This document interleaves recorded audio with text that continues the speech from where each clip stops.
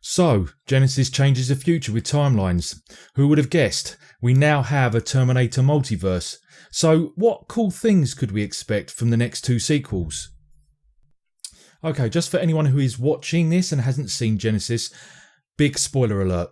You have been warned. However, you will need to see the film to really understand the process of why I've come to these conclusions. If you're toying about seeing it, check out my review by clicking on it now. Here are some of my thoughts of what I would like to see or think could happen. Let's start by saying the writers have chosen to ignore the events of Terminator 3 and Salvation, so the chance of seeing, for instance, a young Kate Brewster or a TX is very unlikely. So in Genisys, the Resistance finally defeats Skynet.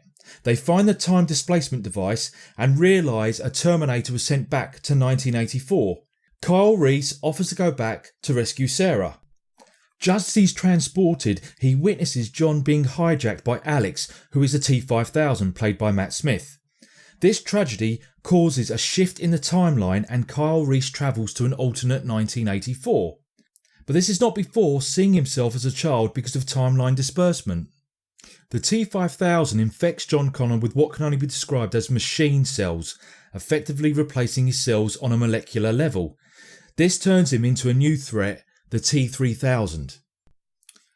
I took from this point that Skynet has found a way to take organic human form, in this case of Alex, and not only is able to infiltrate the Resistance undetected, but is able to jump between timelines.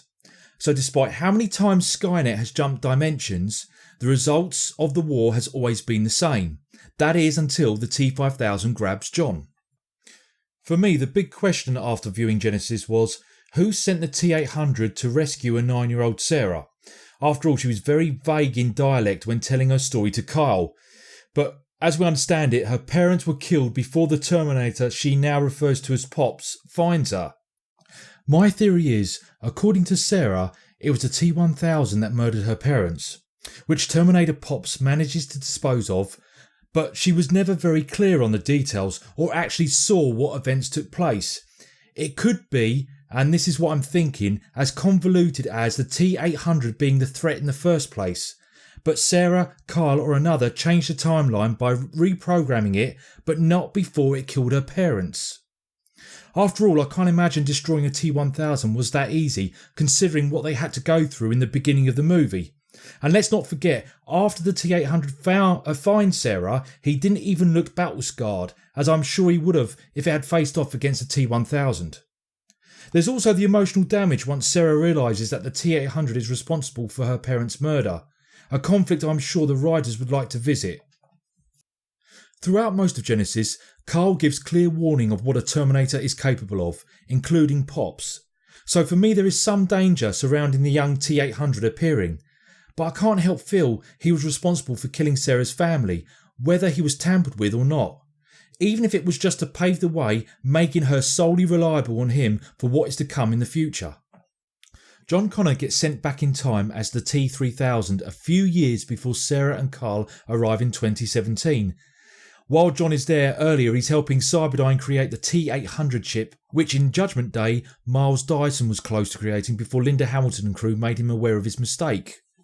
Towards the end of Genisys, there's a scene between John as the T-3000 and Sarah where he's holding her, breaking her skin in her shoulder with his finger. Now, for all we know, he could be releasing those machine cells, which at some point could become a problem for her later in the sequels.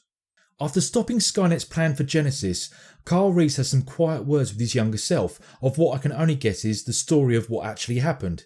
He is also likely to inform himself of John Connor's abduction by the T-5000. Okay, so after his chat with his younger self, Carl, Sarah and an upgraded Terminator, thanks to his dip in polyalloy, contemplate their future now that they think the threat has been eliminated. But it's obvious to anyone that Skynet, shown in a hologram form of the T-5000 during the credits, survives the Cyberdyne building blast and will obviously do something to put its war on humankind back on track. This of course will change future events they are now in, with the only way again is by changing the timeline. This is where Sarah, Kyle and Pops build another time displacement device to send them back to combat Skynet's plan. Or try and find the source of the T-5000 from John Connor's T-3000 meddling in 2014. Carl and Sarah conceived John Connor in 1984, but because this timeline has changed, remember we're in 2017, if they do copulate, they could end up with a Jane Connor or even twins, as it was hinted that conception may only occur when the machines rise, as in Michael Biehn's Kyle Reese, after he was sent back as in the original Terminator. However, because of the events in Genisys, the timeline of the original Terminator never actually happened. Another possible route is Skynet attempting to eradicate the Reese family rather than focusing on Sarah, now it knows that Carl is the father to John. Whatever happens in the next sequel will probably focus heavily on Alex the T-5000 and the lead up to its existence and infiltration within the Resistance.